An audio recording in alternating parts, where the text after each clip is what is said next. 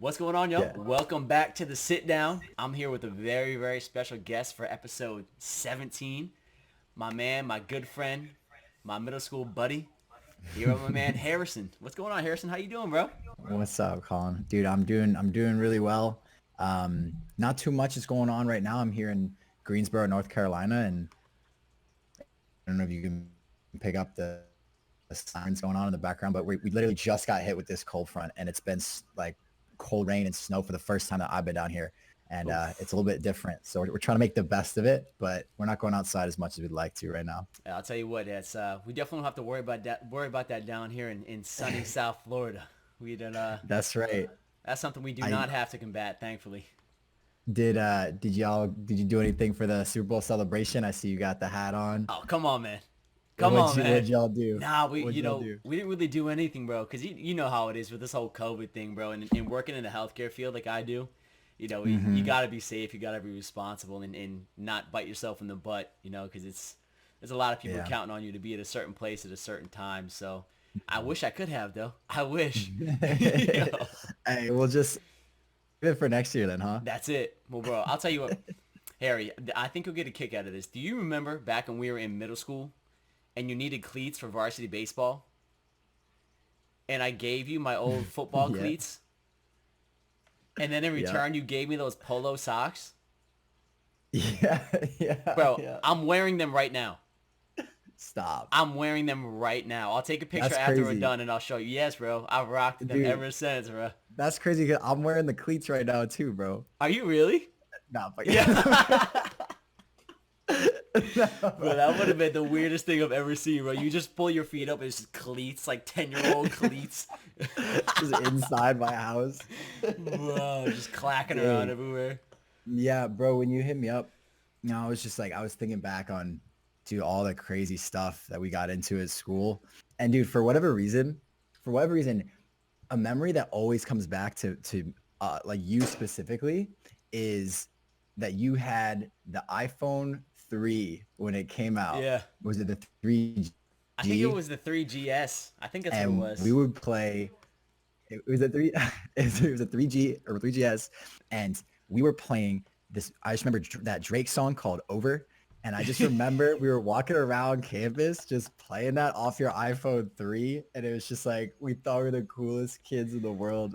It was awesome. Bro, you want to take it back even further? Let's go back to even Yeah. when we were in. Remember we were taking photography with Miss Gould. Bro, we would Yeah. just be playing Angry Birds for 4 hours at a time during photography class.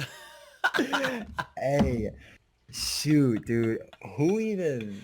Oh, Dude, I couldn't see. The only thing I remember about that photography class is, remember when we had to take those paint cans out and we did like the pinhole cameras. mm-hmm. That was That was a that was something else. disaster. That was something else, man. I shoot. See, like I could not. I don't think I could tell you. See, you say that, and I remember, but dude, I don't know if I can tell you like three classes I took back in ninth grade. That's how bad my memory is with some of this stuff. Like you tell me, I'll remember. But if you're like, hey, name three classes you took, I'd be like, I really have to think about it. Bro, me too. Definitely. I know this. I know we took photography and we took art. We took art with Miss Army. Then we took photography with Miss Gould. See, like, And then yeah, like I can't remember really anything else outside of that. I think I took like Spanish. Did we take Spanish together? who is our Spanish professor? Yeah, Miss Varelli. Yeah, see, that sounds so familiar. That's definitely it, but I don't remember a dang thing. Bro, that's so crazy. Bro. I'm trying to think. Uh-uh. Harry, have I seen you since middle school? I don't think I've actually like seen you in real life since No, middle school. no, no, I don't think so. We've chatted, here and there, but no, I don't think. Maybe like walking around Pomfret, but when was the last time you were at That's Pomfret? right. We did, but because I remember you were there when Shandy was there a couple times. So I did see you at Pomfret when I was still there. Yeah, yeah, Gotcha. 'Cause I was about to say, yeah. there's no But way. still, bro, but even then, dude, that was how many years ago? That was like, 7 years boy, that ago, must, probably, because yeah, Shandy graduated something the year before crazy. me. So Yeah, yeah, it's just crazy. It's crazy to think that, like, dude, it feels. I mean, dude, it literally feels like 3 years ago when you, me, and Miko were playing Rochambeau for the Gatorades before lunch, bro. yeah. Like that. That does not seem like it was. 12 years ago or whatever it is now, dude. It's Bro, nuts. so crazy. Or I remember me going to your house and almost snapping my neck trying to do a backflip, just landing straight on my neck. And I was like, am I paralyzed? I literally Hey, didn't think I was going to be able to walk after that, bro. hey, but you sent it though. You sent it. We went for it, bro. At that time where, you remember, like, we were playing football in your front yard and it was, like, icy and I, like, smashed Jenny Dubinsky's head into the ice. Dude. Bro. Yeah. Hey, we had some damn. See that this is taking me back, bro. We had some times we had a squad I'm because my telling sister you. went to that school too, so her Yeah. friends were over. We just yeah, dude. Man. It was like Yeah. me, you, Miko, Alicia Brisson, Jenna Alicia, Dubinsky, your sister Jenna, Grace, everybody, dude. bro. Do you keep in touch? I mean, do you keep in touch with any of those folks? Oh man, Anyone from Rectory aside from I guess, dude. I mean, I haven't talked to Miko since I don't know when. bro, Like just maybe our group chats and we just say some dumb stuff and man. I hit up Miko a couple of times, kind of when I was like in high school and when I first got down here, just to throw a check up and see how he was doing. Mhm. I think I talked to Grace maybe once when she went to Groton, right? Yeah, I think I yeah, talked she to her did. once when she was in Groton, like when she had graduated. But bro, Mhm. I talked to Alicia a couple of times, but I haven't really talked to anybody like significantly outside of you, which is kind of cool, because we had like that little like phone Yeah, call that we would do like on Friday nights. That was lit, yeah, man. yeah, That yeah, was yeah, so cool, yeah. bro. That was, dude. I mean, like, it is like just like sort of thinking about how like connected we can be if we want to be, Right. because there's nothing stopping, let's say me and anyone else that we went to school with from reaching out via Facebook, Instagram, whatever it is. And I'm sure that everyone would be down, like, dude, like who doesn't want to just get on a phone call and catch up and just, how are you doing? And it's like you can go from not talking to someone in 10 years to just sending them a message and then chatting on the phone and basically like catching up like you guys have always like connected. And that's sort of like how I felt when we spoke that first time. It felt like we were like, I mean, we were best friends in middle school. So it's like, it Right. just felt like it was like that again. Right. And it just feels like that still. We haven't seen each other physically in like that long, but it still feels, it still feels like, Bro, and that's kind of what's so crazy about it is that you could be so disconnected in a sense, but reconnect and be connected in the same aspect just as quickly, right? yeah, And that's yeah, why bro, I want to thank you for spending a little bit of time here today, bro, and kind of catching up and of you know and, course, and man. sharing a little bit of insight and wisdom. Of I'll tell you course. what, man. For the people that don't know, Harry used to be like tiny, tiny. I was small, but Harry was smaller than me, bro. He was like tiny, Yeah. bro. Yeah. And to kind of see the transformation. Well, first off, Harry, for the people watching, right, kind of give them a bit of an update in terms of what you do for work, what kind of Mhm. your passions are, because I know we're kind of gonna kind of dive into that more so. So kind of update everybody for the people who don't know. Yeah. So I got my just really quick. I got my degree in health sciences from Gettysburg College, and it was a bachelor of arts. So nothing crazy, but I really did want to focus on sort of that health, fitness, nutrition, and so I sort of tailored my classes towards that. And right out of school, I ended up getting a job for this small real estate company, like an investment company, like really small and local, and that went really really well. So I basically like tabled any potential career interests with health fitness while I was pursuing that, and it sort of just ended up being like a hobby thing. But I ended up honestly going way off the deep end in terms of just working like crazy hours and just kind of throwing my whole life into working for this company. And it for what it was, it was great. But honestly, my physical health was sort of deteriorating because of it, Mm, because I didn't spend enough time to watch what I was eating, and um, I was probably getting takeout almost every single day because that's how like I was working late and I just get takeout. And so yeah, there was just this one day, I don't remember what it was, but there was this one day where I was just looking at myself and I was like, yikes, bro. Like you gotta get your shit together and like just like take back a little bit of control. And honestly, it just started with that really small, like just starting to get back on track, taking a little bit less time at work and more time going to working out and watching what I was eating. And I honestly just got hooked on it. And what I'm doing currently since I left that company. I'm honestly doing online coaching full time. So basically that's what's paying my bills right now, is helping other people achieve their goals, Mm. whatever that is, whether that's, just wanting to maintain where they're at, to gaining weight, losing weight, whatever it is. Um, so I guess like in the time that I had left to the like with COVID and everything like that, we ended up moving to North Carolina, my roommate and I. And that's when I really started picking up the sort of going to the gym and really getting my nutrition in check. And I ended up signing up for a like just a it was like an amateur bodybuilding show. Just because like I was it was sort of that um it was sort of that motivation I needed to actually just commit to it. And because there's no way that, if you sign up for something, there's no way you're going to show up and embarrass yourself. And I already paid for the Mm-hmm. ticket. I already paid for the flight. So I'm like, I'm doing this. And so it just sort of like, I just took over. I got addicted to it, and just, that was really it. So that was sort of what was in between where I'm at now and where I was. And I just sort of like dedicated that whole, it wasn't even that long. It was like maybe like a year and a half to putting on weight, then to maintaining it, and then cutting down for the show. Mm. So that's sort of where I'm at now, is sort of like everything I've learned from school and everything I've learned in that whole process, I'm trying to utilize to help other people. Dude, it's crazy, because when I think about kind of your journey and sort of just watching it more so from afar, right, and kind of just watching you, on Instagram, watching you on YouTube, and everybody check out Harry's YouTube channel. I'll link it in the bio at the end of this video. Um, but just gotta kind of see the progression that you made in seemingly such a short amount of time.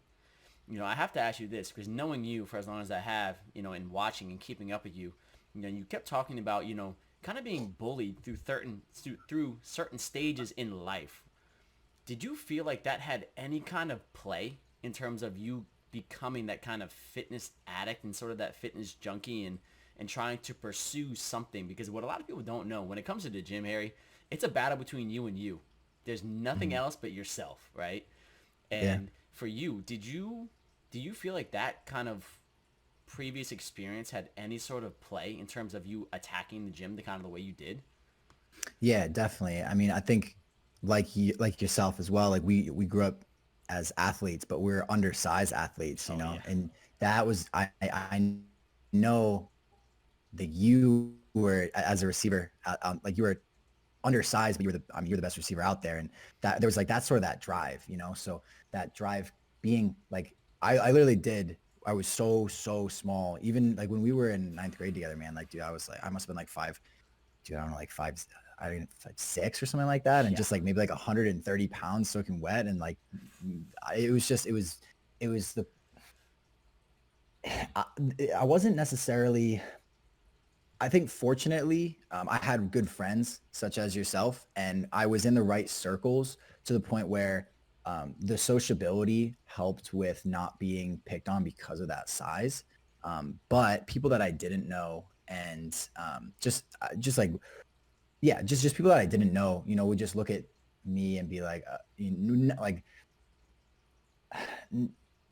just like I think how you take care of yourself physically is very much a representation of how you value yourself, I think. And so I think when I started when I looked at first started getting into it and started like seeing results, I was like, man, like this is the person that I want to show the world to, because it's a reflection of um, sort of where I'm at mentally, and I Hmm. can show that in a physical way. So um, I didn't want to be, I remember just like being called that like cute little and I didn't want to be that guy anymore. There's a time and place for that. That's great when you're however, I wanted to I didn't want to be that like person that dude, it's so hard to explain because I never really thought about, I don't really think about why I do it like this, but I can sort of dig into like some of the root reasons. And some of the first of all was and foremost was for athletic purposes. I wanted to go to school and play a sport. And so I needed to have that. I needed to have that factor. And then, but really like the bodybuilding slash just putting on size came after in college when I wasn't playing a sport. I was doing Right. club sports, um, but yeah, it like there's just something about it's really hard to explain and to someone. There's a difference between like someone who might go to the gym every once in a while, maybe once, twice a week to go on the treadmill and stuff like that. And then the people who are going to go 4, 5, 6 days a week. And it's literally what they look forward to every day. And there's, once you bridge that gap, once you go from the other, it really does become this like, I know people talk about it a lot, but it is like therapeutic. It is therapeutic to get into the gym. And just like you said, it's you versus you. There's no one that's going to be able to do, that's going to be able to lift the weight for you. So everything you do and everything you accomplish is something that you did and something that you can be proud of. So it's almost like every single day I can go and I can know I'm bettering myself and I can be proud of the work that I'm putting in every single day. And I think that is, I think especially if there's, not to go on a tangent on this, but I think especially right now when everyone's spending so much time by themselves or at home, the gym, if you have one that's open, is just an outstanding outlet to sort of just put in some physical work that's going to just like put a little bit of your mind at ease. I don't know how to explain it but better than that. No, and you wanna know, Harry, it's funny because I think for the people who watch this that do go to the gym, they completely understand everything you had just said right there without you, with you kind of struggling to find the words to describe it because Yeah. it's so true. Like for me, I started going to the gym for a similar reason. I was tall, skinny, and I was tired of people saying I was skinny. I still get that now, Yeah. but it Yeah. is Yeah. what they listen. They don't even know what it used to be, right? But Yeah. you know, Exactly. and and like you had said, Harry, there's a certain level of commitment that the gym takes, not to go just once or twice, but to go 3, 4, 5, 6 times a week if that's what you want to do. Because there is no, a lot of times the people who succeed, I found at the gym, are the people who have that internal drive and that internal motivation. If you're looking at external things to try to motivate you to go to the gym, you're going to be one of those people that fall off. Why? Because the Yeah. external stuff just doesn't last, right? So, Right. people like yourself, it's very impressive to see the body of work that you put in and the dedication it takes. Because for the people who do go to the gym, they know it's listen, it never comes overnight. Never comes overnight, and Yeah. you gotta have a why. You gotta have a reason. Because if you don't have a reason for going, it's just not gonna click with you. Yeah. And I think like a lot of the thing about it is once you start getting into it and once you start getting hooked, it's a lot easier to keep up with it. So Yep. if you don't necessarily have a reason to start, or let's say you have a really good reason to start, but it is an external reason, that's a really good way to get in, get your feet wet and start doing it. But you're right. Like once that fades, it's just going to be, you're just gonna be left with your, so um, like again, there's a whole bunch of reasons to get in to start, but the ones that stay need to find that reason inside themselves. And Harry, in your opinion, give a piece of advice to somebody who might be looking to start in the gym but doesn't really know how, or is looking to try to accomplish something, but is going to kind of go through that hardship. What's one piece of advice you give to somebody that's just getting started at the gym to Yeah. allow them to sort of hit their goals? The biggest thing, and this is going to sound obvious, but I'll get more into it, is just the consistency of it. When you first start going, people, most likely your friends, your family, they're not going to care about it the way that you need to start caring about it. If you want it to be part of your life, you have to start caring about it. And no one's going to, not only are your friends and family most likely not going to um, care much because they don't understand it. They really just do not understand what it means. And so you can't be looking elsewhere for approval. It's something that you just have to do for yourself. And so people fall off because they start doing that. They don't see the results right away and nobody gives a shit. Mm, And guess what? No one is going to give a shit, but it's not why you're doing it.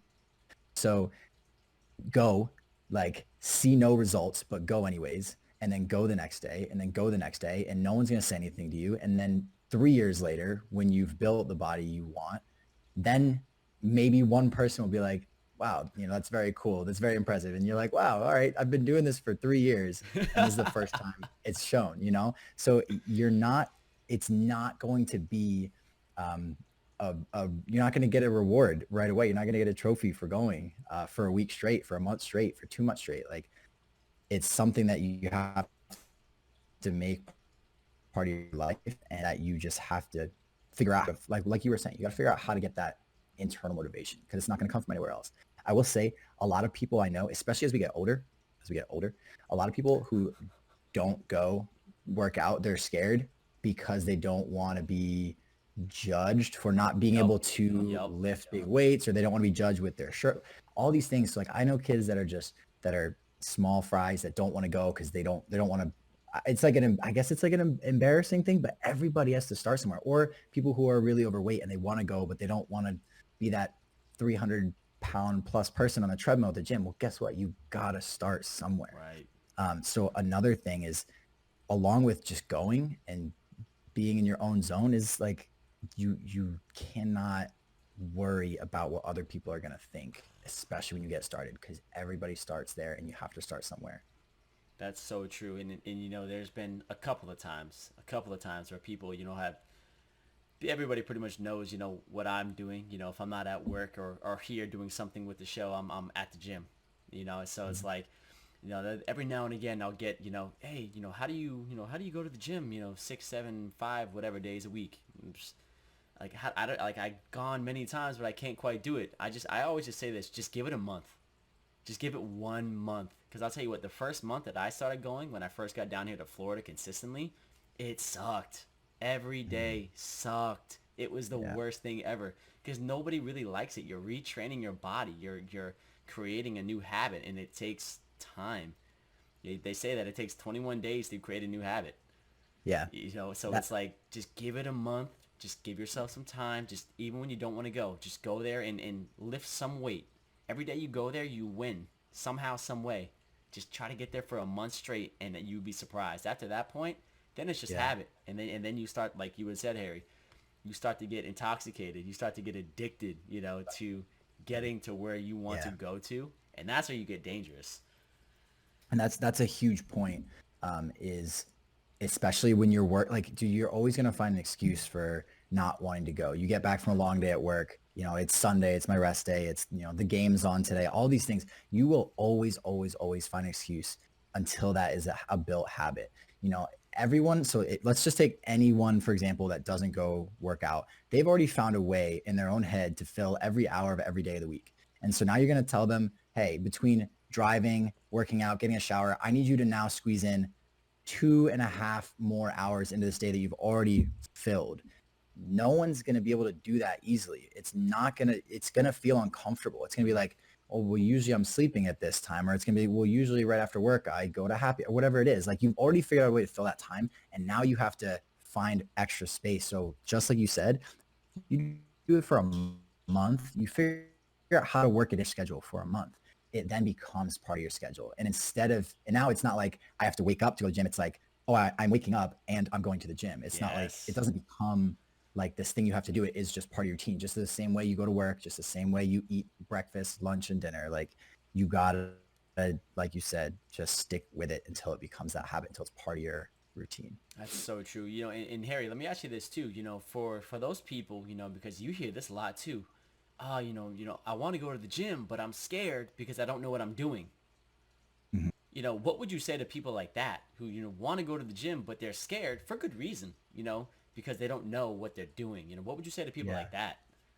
I think especially right now with how many resources there are online, as long as you have an idea of what you want, like as simple as losing weight, gaining weight, you can do, like, there are so many resources. There's so many free training courses online. Like, the reason why I say, like, I would just say go and do it. And like, doing anything is valuable. I think that if you do want to start building a habit, having an understanding of, uh, what a proper training schedule might look like for you is important, because what I hate to see is, I hate to see people go, not know what they're doing, and then devote all these hours of work into going to the gym and not seeing the results. Whereas if they were a little bit more targeted from the get-go, they would have seen the results much faster. Mm, So there are kind of like two sides of that coin where it's like, look, if your problem is you just can't go, then just go, do something. But if you have a goal in mind,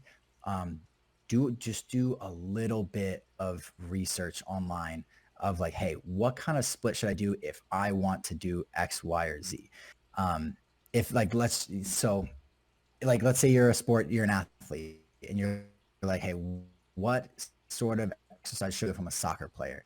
What's going to help me with my agility, my speed? Like doing that little bit of research and starting right away with some targeted exercises, you're going to see the results much faster, and you're going to more likely than not stick with it because you're going to start seeing those results faster. So it's a little bit of a tricky answer, but that's what I think. Yeah, and that's true. And I would even say, for the people that might not even know, what they're trying to accomplish, or maybe not have a plan, maybe the first step for you is just to make a plan, right? Figure out, hey, what am I trying to accomplish, right? Because I think it definitely makes the process easier to get into something scary like that if you at least have an understanding of, hey, I want to try to accomplish this, or I'm going to the gym Yeah. for that, right? It Yeah. at least makes it more simplistic, right? I think that was one thing for me that kind of kept me going, was that I kept the gym very simple. All right, I know at 3 o'clock on this day I'm going to the gym. At 7 o'clock on this day, I know I'm going to the gym. What am I going to do? I don't know. We'll figure it out when we get there. But we just got to get there, right? And there's something Mm-hmm. about simplicity that's important when it comes to anything, and especially when it comes to your health. Mm-hmm. And now let's kind of transition, because this is something that I'm going to take notes on. Okay. Let's talk about nutrition, right? Because you're an absolute freak when it comes to nutrition. You're very good about macros, about fats, carbs, calories, proteins, all of that kind of stuff. So, Harry, for you, let's first just start with a basic kind of introduction to what nutrition means, right? What does nutrition mean? And then we'll kind of dive in after that. Yeah. So I guess like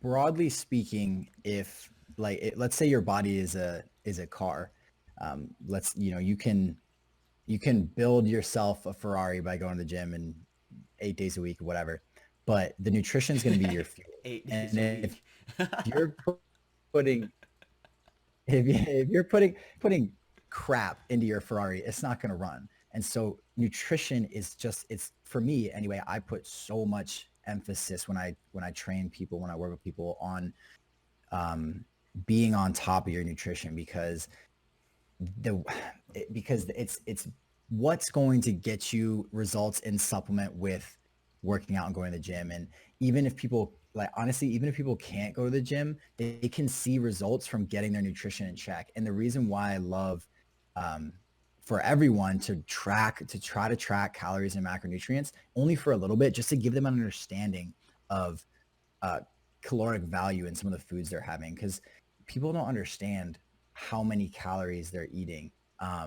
They don't know, like if they look at a bowl of pasta, you could, if you order a bowl of pasta at like Olive Garden or something, that's enough, especially with the sauce and everything. That's enough calories like for your entire day and some.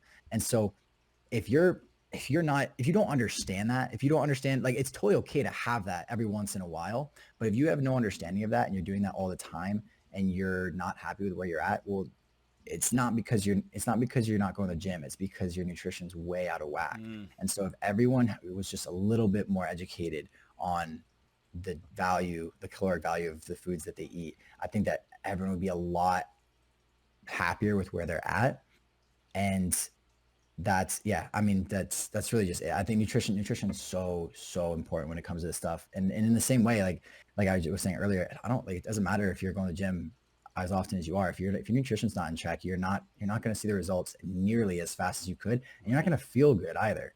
When people start cleaning up their diet, I'm not saying like eat chicken and rice and broccoli all the time, but when people start cleaning up their diet and cutting out things like soda and just think, and even just simple as that, soda, chips, whatever, like they feel so much better even after like a week. It's amazing that it makes sense. It's what you're putting into your body is you're going to get out of it. So yeah. It's you're completely correct. And what's so funny is that this is where, if there's one area that I could identify where I really struggle, it would be here in the aspect of nutrition. Why? Because, bro, I'm so damn lazy, bro. I'm Hey, so look, damn lazy with this nutrition stuff. I'll be honest. dude, I'm the laziest person in the world when it comes to stuff. That's why like I like it to be so I eat the same thing for breakfast. I eat mostly the same thing for lunch, and then for dinner it's gonna vary more often. But for me, like I don't like to think too much about it. Like when I wake up, it's the same exact thing in the morning. It's the same exact thing before I go to the gym. It's much the same thing when I get back, and it's a lot of pre-made stuff too. I buy if I'm gonna buy fish, I'll get like frozen fish. So like I go to Trader Joe's and get like a package of frozen fish. It's like just this, it's cheap, and I can literally just take it out of the freezer, throw it in the fridge for the next day, and I literally just throw it in the oven. Like I'm the laziest person in the world when it comes to cooking this stuff. But um, yeah, it doesn't need to be so scary. It doesn't need to be like, oh, I need to make um, like a 4 course meal and Right. it needs to be this good. Like, dude, like that's not realistic. Like that's not what you're gonna do every day. Figure out, and this is why I like calorie tracking and macro tracking. Figure out what is gonna fill you for the day. Like so you should have your target calories and macros for whatever your goals are. Um, that's just like a general rule of thumb. If your goal is to gain weight, you need to figure out how many calories you need to eat to gain weight. What's going to be your surplus? Figure out what that is, then figure out it's get like a puzzle. Figure out I put into this whole day to reach those goals, and then if you found out what fits and you like that, then stick with that and just do that. And don't make it complicated. Don't change things up on yourself every day. And it's my question for you, Harry, is so let's dive in because you said a couple things that are really interesting there. And even I don't necessarily know everything, nor should I. I'm not a fitness expert like you are. But like, let's talk about the people who are trying to gain weight or trying to lose weight. I've always been fascinated by the caloric input versus the caloric output and how you have to balance those scales depending on where you want to be, either up or down on the scale, right? So like for you, Harry, say you're seeing a client for the first time and they say, hey, I'm trying to gain weight, right? I weigh 155 pounds. I work from, 8 to 7. I burn roughly, they don't even know how many calories they burn in a day, right? How do Yeah. you go Yeah. about that process of creating a plan to help that Yeah. person kind of gain weight? Yeah, that's a really good question, because people get too caught up in some numbers like that. So people get way too caught up with, hey, my Apple Watch said that I walked this, like burned this many calories. Does that mean that I should eat this many? Like you're making it way too complicated. So what I like to do is I like to establish a fixed variable, which is our output. So um, what we like, so when we write a workout schedule, it's like I'm not even interested in how many calories you're burning when you go. If I give you a program to go to the gym 5 days a week, and then I want you to get an average of 10,000 steps a day, so if that's our fixed output, and then I want you to take 2 whole rest days, you want to get your steps but you don't have to go to the gym. If we keep that consistent, then all we have to worry about is adjusting our calorie input. So our output is relatively fixed. I'm not interested in how many calories you're burning. What I'm interested in is how many calories do we have to eat every day for you to gain weight. And if let's say we say for this individual, we say it's 2,400 calories and it's this much protein, this much fat, this much carb. If they do that for 2 weeks and they don't see results, guess what we're going to do? We're going to add more food. Right. Or we're going to take away cardio. But I don't usually like doing that. I like to add more food. And you're gonna find by just adjusting that one thing. Again, I'm not interested in if you burn an extra 200 calories because you had to walk to work or some shit like that. It doesn't matter. Adjust the calorie input, and then inevitably you're gonna gain weight. But then also inevitably you're gonna hit a plateau. Then what do you do then? Well, first of all, you make sure it's a plateau by waiting about a week or so to make sure you're not just fluctuating as you Right. normally would. And then you change the input. You add more calories. I have someone right now who's uh, man, I think he's like 150 pounds or so. Homie is eating 4,400 calories a day, I think, which is insane. And he's like, right now, he's like, we're steadily gaining weight, but not like if another person were to eat the same thing. Everyone's different. Everyone's calorie input for them to gain and to lose is going to be very different. So that's why it's always a process. It's always an ever changing process. Now, I want you to think about that type of person. Think about that kid, for example, that I'm working with. Think about if he wasn't tracking what he was eating and he didn't know he had to eat 4,400 calories a day to gain a pound a week. How disheartening would it be if 4 days a week he's eating 5,000 calories, 2 days a week he's eating 2,600, and he's not seeing any results? Like, how do you even know where to start? Like, how do you know? Like, you can't just eat until you get sick. Like, What? that's why tracking is just so darn important, because you're accounting for everything, and it's not a question. If you're not making progress, change something. and And that's that's why personally I like tracking, because there's you don't leave anything up to question. And that's interesting, Harry. Because right when you had said that, you put a lot of, I would imagine, concerns that people would have when it comes to the whole process of trying to gain or lose weight to bed, right? It's focusing on the important things. Find a fixed variable, which is exercise or caloric output. And then from there, you just figure out what you need to eat through trial and error. It's not about trying to hit, hey, you need to hit 7,000 calories or you need to hit this. Hey, let's just start here. Let's see how it goes, and then we'll make our adjustments. Yeah, Right? yeah, that's what it is. And it's like I can't stress enough how complicated people want to make it. And I can say the same thing about going to the gym too. They're like, um, you know, how much how much rest time should I have on my heavy compound movements versus my accessory movements? And it's like, do you only go to the gym for a week? Just like that's not gonna be the reason you're gonna get to where you're going. You just got to keep doing it. Keep it simple. Mm-hmm. Just do the lifts. Like, there are correct answers for these questions, but you're not there yet. You don't need to be there. Even I'm not to the point where like I need to worry about more variables than a beginner does. But if you're just starting with your nutrition, with your health, with your fitness, and like, don't make it too, don't, like, people I talk to like, oh, am I not getting enough like zinc in my diet? It's like, huh, well, I mean, you're under eating by a lot. And so the least of your worries right now is the zinc you're getting. You should be worried about eating enough to sustain your body. Like, it's it just don't make it too complicated. That's It's all. that's so it. It's always been kind of laughable to me, like, because I see this sometimes when I'm at physical therapy, when I'm at work, right? These people, they know what they're supposed to do, but they'll try to bypass the work that it takes to do what they need to do by making up some other thing that's the problem. Yeah. It's like, Yeah. bro. Yeah.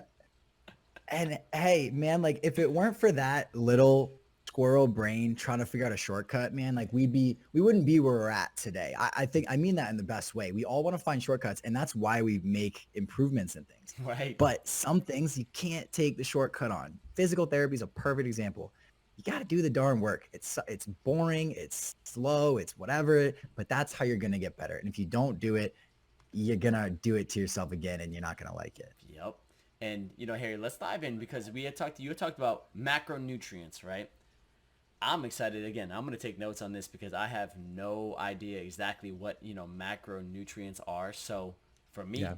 and the people watching, kind of explain, macros, right? You hear that term a lot. Oh, I'm tracking my macros. Yeah. For the average person, kind of explain that Yeah. and explain the importance of it. Yeah, so I take that a little bit for granted. I kind of say that like, everybody knows about it, but it wasn't that long ago that I had no clue what it was either. So basically, your macronutrients are your carbs, your fats, and your proteins, and that's what's going to make up your total, all your calories that you're eating in a day. So, um, let's see, your split basically, it doesn't, where I want it for most people. I think if your goal is to maintain a muscular physique, you want to go to the gym. So for someone like you and me, I would recommend you start with your protein input, and 1 gram of protein per pound of body weight is what's been widely considered to be a really good benchmark for what you should shoot for. And I think out of all your macronutrients, obviously protein is one that almost every single person is deficient on, or they're not getting enough. They're getting like 30 grams, 40 grams of protein a day. And it's not until you really start tracking. And by tracking, I mean, so you can have like there's MyFitnessPal, there's Fitbit, there are these apps that you can get, and you can like just put in the foods you're eating. You can type it in, you can barcode scan it even, and you'll say, hey, I had a cup of this cereal, and it's just going to punch in, this is the protein, the fats, the carbs, and your total calories for this food. Um, that is, so that's where I would start is your protein. Go for 1 gram per pound of body weight.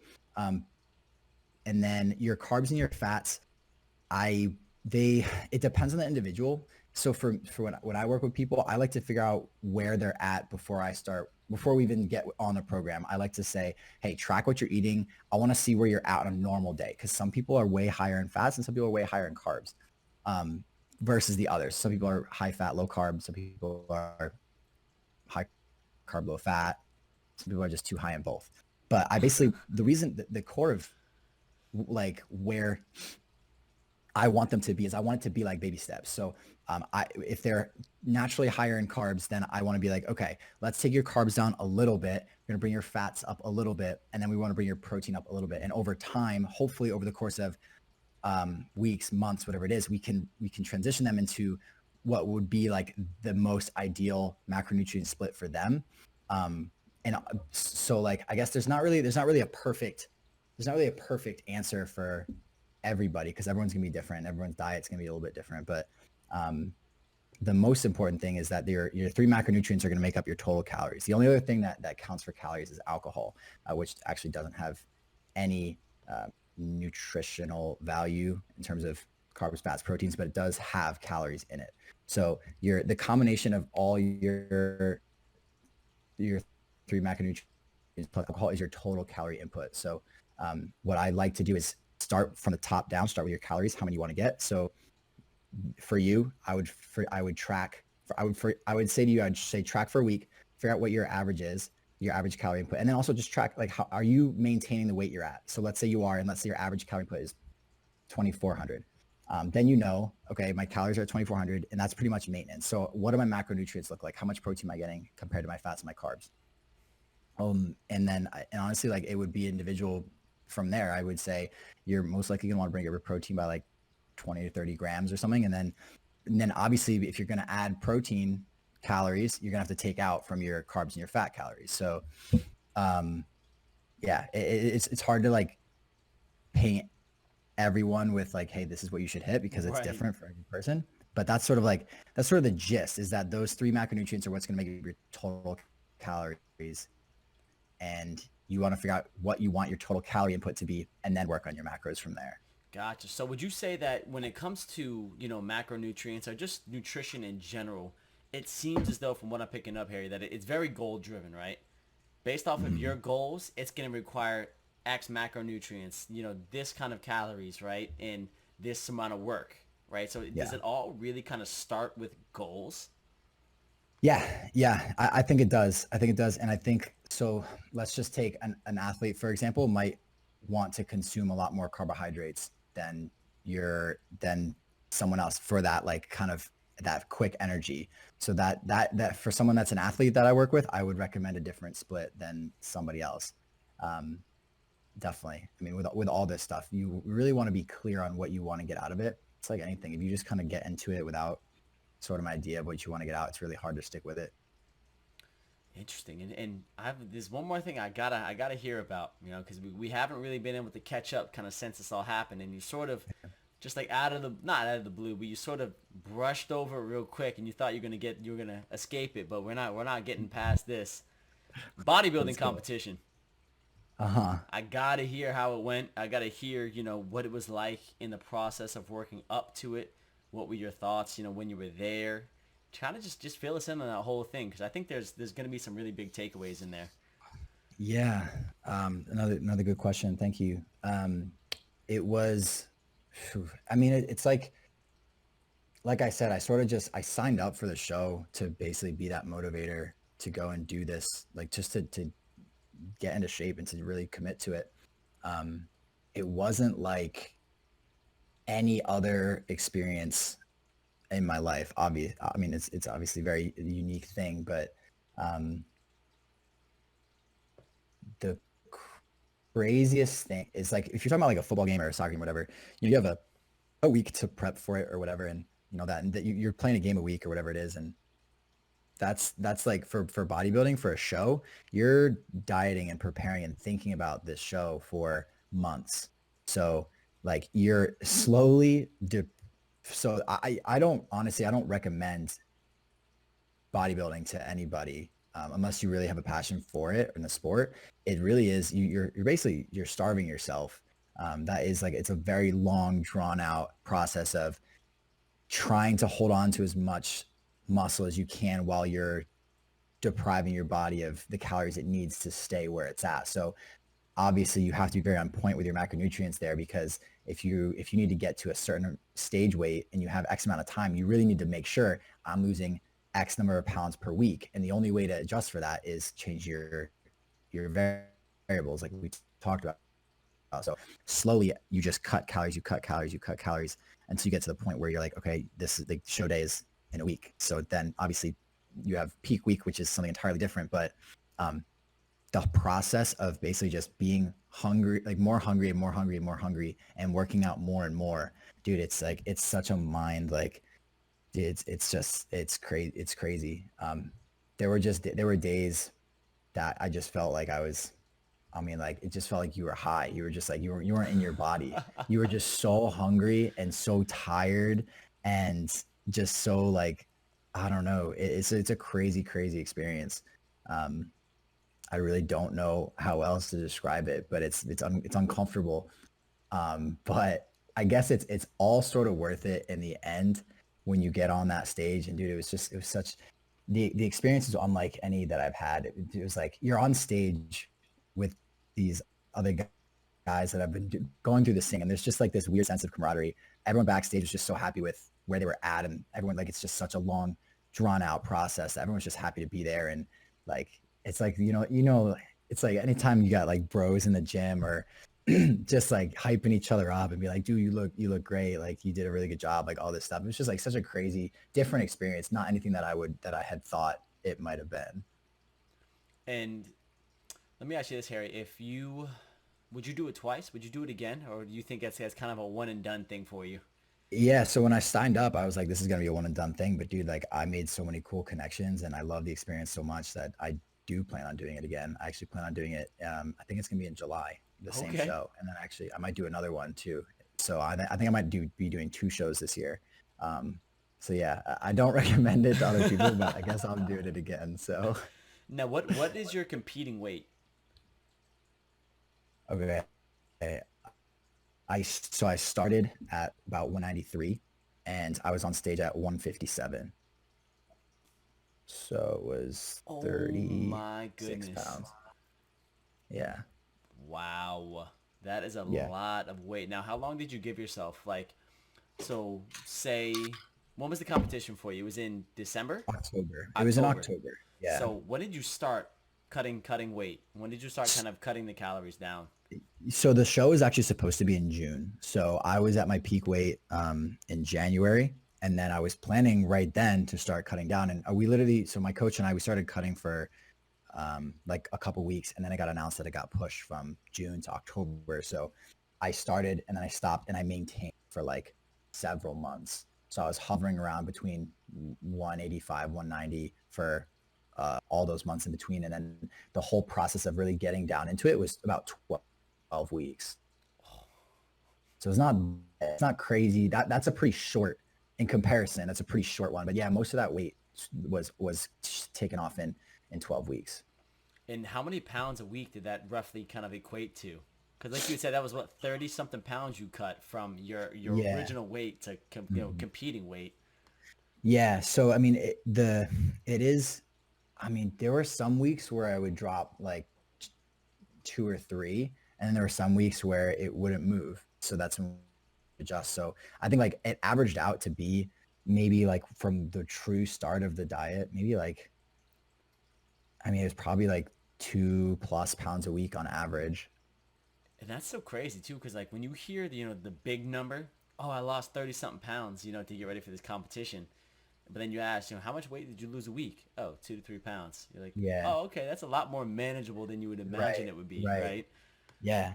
And dude, I mean, so, some of the people that were at, man, like, so they had this class that was called transformation class, dude. Some of these people lost like 100 plus pounds in like a similar amount of time. It's like, it's crazy to think about how I guess able we are to do that. You know what I'm saying? Like those people that lost 100 pounds are no different than you or me, or anyone else listening. Like you, whatever goal you have, like it's totally doable. It's just like how much work are you going to put into it? Mm. And maybe finding a way to break it down into achievable things every week, Yeah. right? I think one of the things that people do wrong by themselves with is, they have this big goal, which you should. Every goal should be lofty. Every goal should be something that you should reach for. But finding a way to break it down into a daily or a weekly thing that you can actually achieve. Because if you keep failing, sooner or later you're gonna stop. Absolutely. Absolutely. And yeah, dude, it's like even when you set those like micro goals, if you don't reach it, like there's no reason to be discouraged. It's just like, okay, what can I change? What can I do differently? It's just like it's not like every single person can do what I did. Every single person can lose weight. But everyone's going to have to go about it a little bit differently. They're all going to have to justify it a little bit differently in their heads. They're going to have to go different times a day. They're going to have to eat differently. But there is always a way. So you have to find that for you. And Harry, it's kind of wrap it all up. Let me kind of ask you this. From your journey, right? From being this kind of this small, cute little kid that you would get called, right? To being 190 something pound monster, right? That now is coaching people to help achieve things for themselves. What was kind of your greatest sort of learning experience, or one of those moments that you really look back on to say like, hey, that moment right there helped me be who I am now. What was one of those moments for you?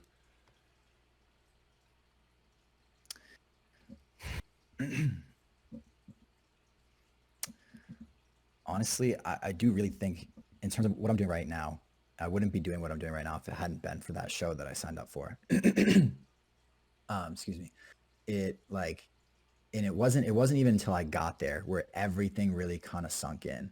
Like when it was always that thing that was coming up, even when I was doing prep and all that and going, like it's not until you like when I stepped on stage and I had the experiences that I had and met the people that I met and had the conversations that I did where it all made sense.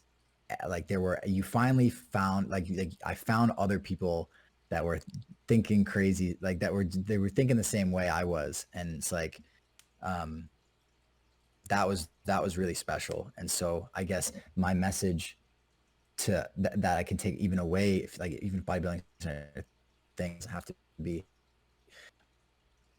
I signed up for the show on a whim just because, and I didn't put much weight into it when I made that decision, but that decision has made an insane ripple effect in my Mm. life. And so when you like don't take small decisions like that lightly, like no matter what it is, if you're thinking about taking a trip, if you're thinking about um, going like going to see this, like you never know what that is going to turn into. You never know who you're going to meet, who you're going to talk to, what it's going to make you feel like. So yeah, like that one small decision one day where I was feeling a little bit like, ooh, I'm going to sign up for this thing. Like that's made it possible to do what I'm doing now. And honestly, like the rewards working with people and helping them reach their goals is just incredibly rewarding. And I'm really glad I'm doing it. Mm. Man, oh man, I'll tell you what, that's powerful because it's if you think about life as a whole, it's a culmination of a bunch of small decisions that lead up to one big outcome at the end, right? And I really do believe if you can't take advantage of the Yeah. small decisions and appreciate and respect that, then when those big things come around in life, you're never going to be able to appreciate it and put value on it like you should, right? So, Yeah. Harry, good on Yeah. you, man, for doing that, bro. And I'll tell you what, I love watching you. I love following you. You inspire me, bro, to keep pushing, man, because you're an Thank you. absolute freight train, bro. An Hey man, absolute freight train. I appreciate it. I really appreciate you reaching out and us doing this thing. And I do definitely want to do this again. And I'm really starting to look more into my own channel as well. And I'd love to have you on mine as well at some point. And I Dude. know we'll be in touch. Harry, I'll tell you what, man. You let me know. You let me know. I You're my will. you're my brother for life, bro. And I'm always ready to jump on, man. We got to collaborate more, man. And I just want to say Definitely. thank you so much for giving me your time, bro. I don't take it Of for course. granted. I know you're a busy guy, so Alrighty, y'all. We're going to wrap it up. That was episode 17 of the Sit Down with my good friend, my brother, my hometown homie, my middle school brother, Harrison. Again, thank you so much, Harry. We appreciate it so much. I feel very confident that, you know, what you said is gonna reach somebody, man. And, bro, we got to do it again sometime. We definitely will. We definitely will, man. We'll talk soon. It's a Absolutely. pleasure. All right, Harry. I'll catch you, man. Take care, brother. See ya. Bye.